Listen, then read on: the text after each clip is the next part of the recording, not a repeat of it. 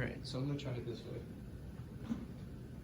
Since my computer's not really picking up my voice and my phone isn't either, so I'm gonna use headphones.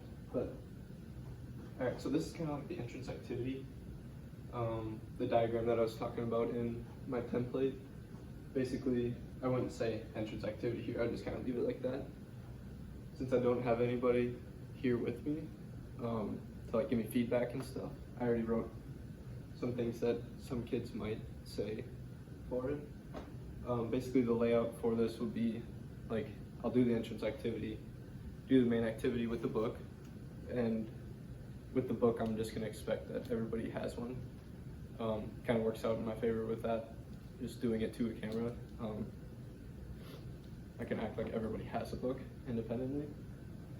There will be discussions here and there, and for those discussions I'm just gonna kind of like pause and explain like, hey, I'll let them talk for like 5 minutes or so because I can't like do that with the class or with my classmates. Basically, yeah, so like the entrance ticket, I'll kind of work with them, talk to them, get them thinking about it, and then for the final one, it's kind of just them kind of referring back to me on what they found and how everything kind of connected together. So I'll get this underway so then, you know, we don't have to listen to me talk too long. But all right, so this is a 3rd grade class. Basically, so like HIT class. We're gonna start off with kind of like to get you guys thinking on this topic. And basically what I have here is a book that, as you can see, the title of the book just says title, and there's titles and subheadings and just kind of words referencing a normal book. And basically what we're gonna do today is we're gonna work on looking through a book and inferring or trying to understand what the book has like for a main idea before we even have to read it. So we don't have to read the whole entire book to figure out the main idea. So given these pictures, what could some indicators be on these pages that would kind of help you figure out the main idea without reading, like obviously you can't read this, but like with the words, without reading the whole text? So kids would obviously kind of, I'll circle them. I kind of left this open up for the kids, but kids would probably reference this section, like the chart and the description of the chart. There's a title of the data, that's what that says up there. There's a subheading right here that they'll probably mention, and then the title. Basically everything that I kind of left to them. But I want to explain to the students that also just like looking at the title of the book, just itself, you can easily kind of see like if there's a picture of it, like for example, the book that we're using, like volcanoes, it kind of just says volcanoes on it. It has a big picture of a volcano. But like, obviously they can do that, but I just put this as a reference as well. But, so kind of helping them decide like the title, the subheadings, charts or graphs, and bolded words and stuff, but I didn't show that on here. But, so I'd give them kind of a chance to talk in small groups or with their partner, kind of let them talk through and be like, oh, this and this, and then I'd go out and call on them and they'd reference these for me. So then moving on, I want to show them like, all right, so everybody pull out the volcano book that you have in your desk. And basically what I want to do with you guys is we're going to flip through the book together. And so just kind of like what we did up here, like looking through the book and looking at the pictures and bolded words and titles and stuff, we'll see what you guys can draw from it. So basically I would reference the book like this, just so students wanted to look up, and then they can see like what page I'm on. So I can say, starting on page 4, like what do we see in the picture, and like, is there any like big words or anything standing out, and just kind of flip through, make sure that they don't stay too long on the same page, so they can kind of see me as a reference of flipping through the pages and how fast I'm kind of flipping through. Basically I would say like things that I would notice, so like this map right here and kind of like the formations and everything, like that's interesting. different like cycles that happen through, and, like different images, kind of like that.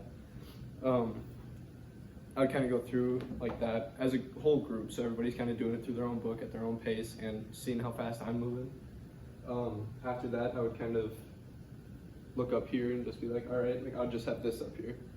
But these would be examples. I'd be like, all right, so Jimmy, what did you think? Like, what do you think the book's about? And he says volcanoes, because obviously it's the title.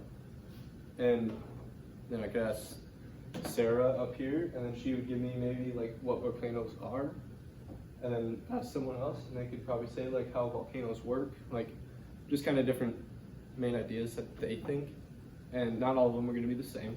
Most of them are probably just going to be volcanoes, but I would give them that chance to like share out, and I could ask them why, like, hey, why did you think it was about like how they work? And then I think it was Sarah that maybe said it, but she could mention the page that I was looking at, like the one with the cycles in it, and kind of how they form and stuff. So after we discussed that, I'd kind of break them down and be like, all right, so now everybody's had their book out. Now I'd kind of give them like independent reading time. So like the entrance ticket would probably take like 5-ish minutes, 5 to 7 minutes. I'd probably have independent reading time for probably a good 10 minutes, 10 to 15, maybe 25, depending on how fast everybody reads. Basically, have the kids read through it, but before they do, I want them to like write down, like on a scratch piece of paper, like next to them, what they think the main idea is. So like what this would be for every single student, they would do that by themselves, and then they'd go through and read the book.